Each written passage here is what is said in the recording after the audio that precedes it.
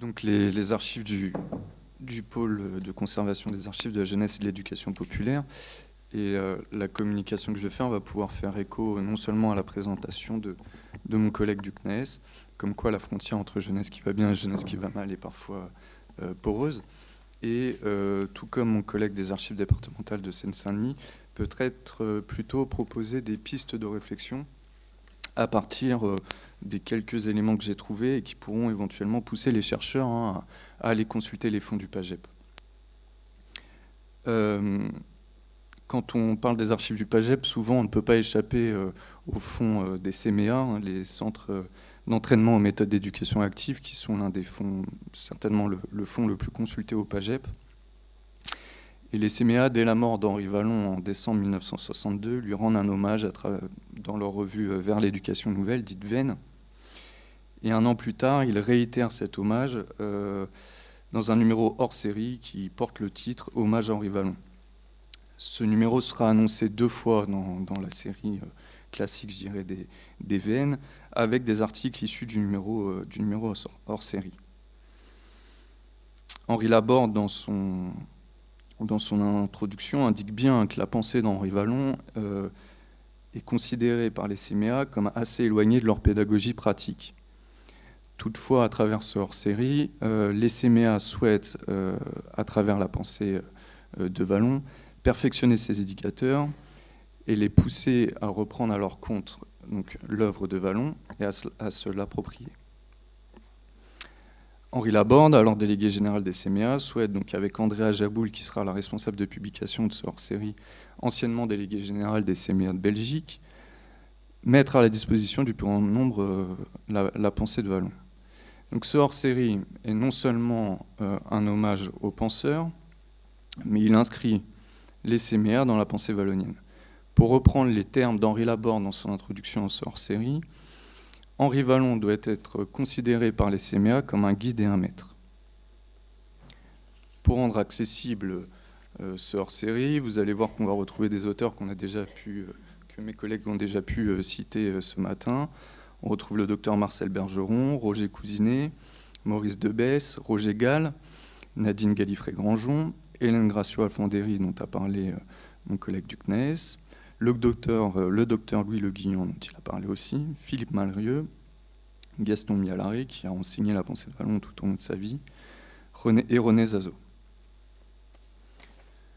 En 1980, toujours les CMEA, à travers leur maison d'édition, les éditions du Scarabée, témoignent à nouveau de l'intérêt des CMEA pour la pensée de Vallon avec un ouvrage publié sous le titre de Vallon aujourd'hui, rédigé par Jacqueline Nadel, qu'on retrouvera cet après-midi, et par Francine Best.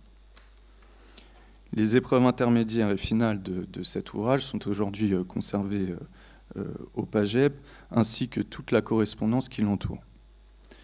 Le but de cet ouvrage pour les CMEA, les voici, pour reprendre la 4e de couverture.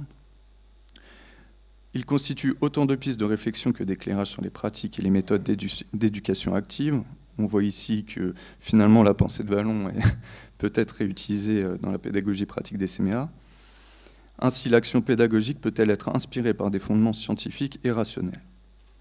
On comprend alors que la pensée d'Henri Vallon a durablement influencé les CMEA, qui d'ailleurs se sont longtemps revendiqués de lui.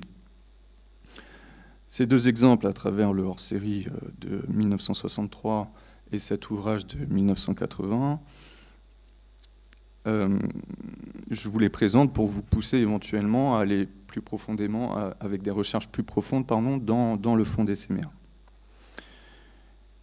Pour poursuivre cet axe de recherche, on peut aussi se pencher sur le fond de Francine Best, ici présente, présidente d'honneur des CMEA, fonds qui est entré au PAGEP en 2016 et qui a, au long de son action au CMEA, puisqu'elle en était la présidente, œuvré à diffuser la pensée de Vallon au sein des CMEA, notamment avec l'exemple que je viens de vous donner, la publication de l'ouvrage Vallon aujourd'hui. Un autre fonds d'archives conservé au PAGEP depuis 2008 peut rendre compte cette fois-ci de l'action d'Henri Vallon dans les associations de jeunesse et d'éducation populaire. C'est le fonds de Jacqueline et Raoul Dubois. En 1947, Raoul Dubois, alors membre des Francs et Franches Camarades, aujourd'hui appelé Franca, fonde avec Charles d'Autricourt et Henri Vallon le Comité français du cinéma de jeunesse, le CFCJ.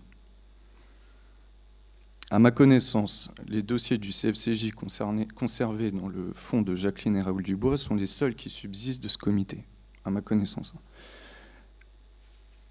Bien que ces dossiers ne permettent pas de retracer l'histoire complète du comité, plusieurs dossiers d'action peuvent rendre compte de l'action du CFCJ et donc de l'action d'Henri Vallon dans le milieu associatif. Donc on voit bien à partir de l'exemple des CMEA et puis du fonds Raoul Dubois que certains fonds d'archives conservés dans le cadre du PAGEP peuvent rendre compte de l'activité d'Henri Vallon dans l'éducation populaire et l'influence qu'il a pu y avoir. Je pense que d'autres pistes peuvent être explorées. Un outil mis à la disposition du PAGEP peut aussi permettre aux chercheurs d'étendre leurs recherches. Un peu après sa création en 1999, le PAGEP a mis en place un guide des sources des archives des associations de jeunesse et d'éducation populaire. Il ne se contente pas de relancer uniquement les fonds d'archives conservés dans le cadre du PAGEP, mais l'ensemble des fonds d'archives d'associations de jeunesse et d'éducation populaire, quel que soit le lieu de conservation. Au vu de l'ampleur de la tâche, et M. Boischu m'en a donné un bon exemple, j'y reviendrai, au vu de l'ampleur de la tâche, il est évident que malgré 10 années de travail, ce guide des sources n'est pas exhaustif. Toutefois, il peut être une ressource pour compléter des recherches sur l'éducation populaire, ici en l'occurrence Henri Vallon. Donc, il est constitué de notices par producteur, avec un historique du producteur, un historique de conservation, une description des archives qui sont conservées dans le fonds et la localisation des fonds. Et je voulais vous citer un exemple, l'exemple du groupe français d'éducation nouvelle, qui donc n'est pas conservé par le PAGEP, qu'Henri Vallon rejoint en 1933 pour en être le président actif, aux côtés de Paul Langevin qui en est le président d'honneur. Le guide des sources du PAGEP nous apprend que les archives antérieures à 1960 ont disparu. Donc il va être compliqué de retracer l'action d'Henri Vallon au sein du groupe. Mais qu'en se penchant sur les archives personnelles de Paul Langevin, de Claude-François Unger, je ne sais pas si je prononce bien, et Aurélien Fabre, on peut retrouver certains dossiers antérieurs à 1960. Le guide des sources nous apprend aussi que les archives postérieures à 1960 sont toujours conservées par le groupe à leur siège à Ivry-sur-Seine, mais elles sont lacunaires. Il nous apprend aussi que certaines archives du GFEN sont conservées à Rouen au musée de l'éducation nationale. Au musée national de l'éducation, pardon. Et donc, j'apprends aujourd'hui que certaines archives conservées dans le fonds dont j'ai oublié le nom renferment des documents, dans le fonds Barbus, merci, renferment des documents du GFEN. Bon, c'est des sources complémentaires. Voilà, c'est ce que je voulais dire. Et puis, je peux faire aussi un clin d'œil à mon collègue du CNAES, puisque le fonds Louis Le Guillan est référencé dans ce guide des sources. Louis Le Guillan cofonde la revue La Raison, avec les docteurs Bonafé, Follin, Lafitte et Vallon.